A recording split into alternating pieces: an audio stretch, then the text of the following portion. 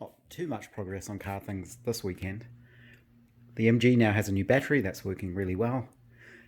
I did pick up some steel. This is the steel strap I need to make the little brackets that come off here and up to the top of the front guards. So now I have the steel, I can make those up.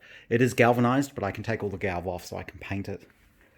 I did have one small setback, which is looking at the head of the Riley 9.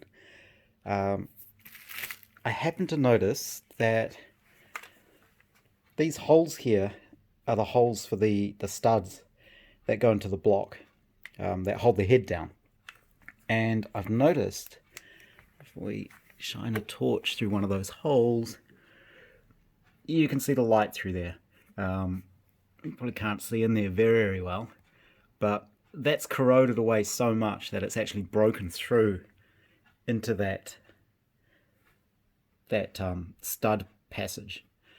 So all of this around here is of course the water jacket. So what that would mean is water would get into that head stud basically, and if you left it like that, everything will just rust and it'll all corrode together. So I mean, this is an old head, so there is going to be some corrosion in there. It does look like the corrosion on there is pretty deep just in that one place, but then it makes me wonder what the condition of the rest of this is like. Are there any other thin spots, any other places it's going to break through? So I'm not exactly certain what I can do about that. I'm going to talk to my Riley experts and see if they've got anything they can recommend to sort it out.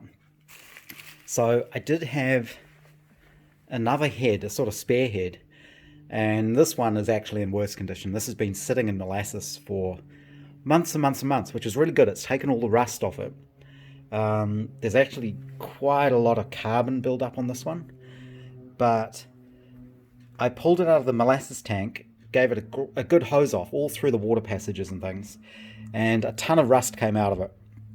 So just flaky rust. I think this one's probably even more worn away than the other one.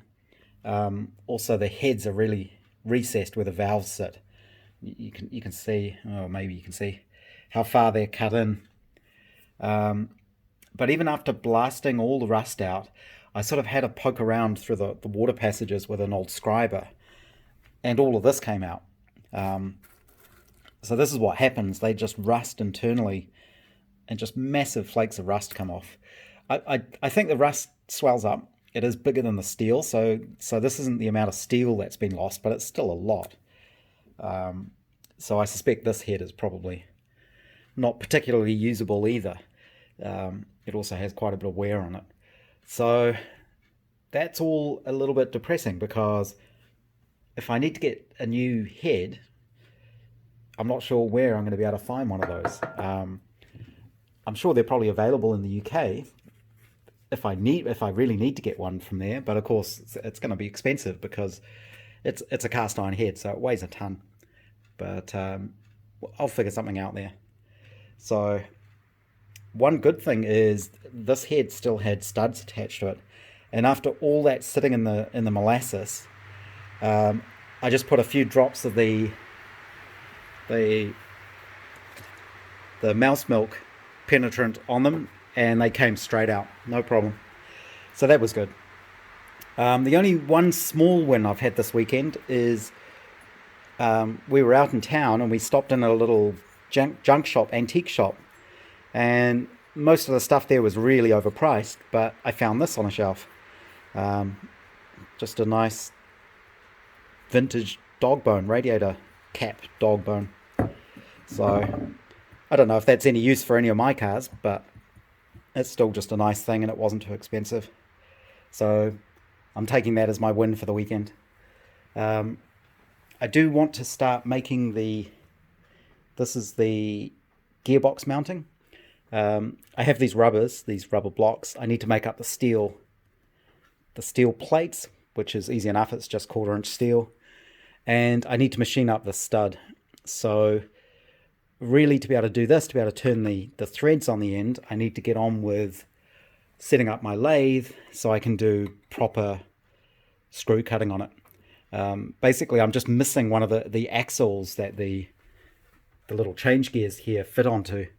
So I should be able to make something up. It doesn't even need to be as fancy as the one in here. It's just basically a bolt and a collar and and a locking nut. So that's something I'll look at doing during the week as well.